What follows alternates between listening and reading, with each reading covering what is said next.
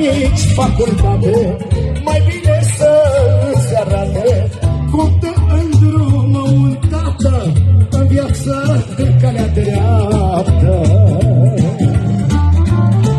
Niciodată nu mă lasă aia 7 ani de acasă să pierd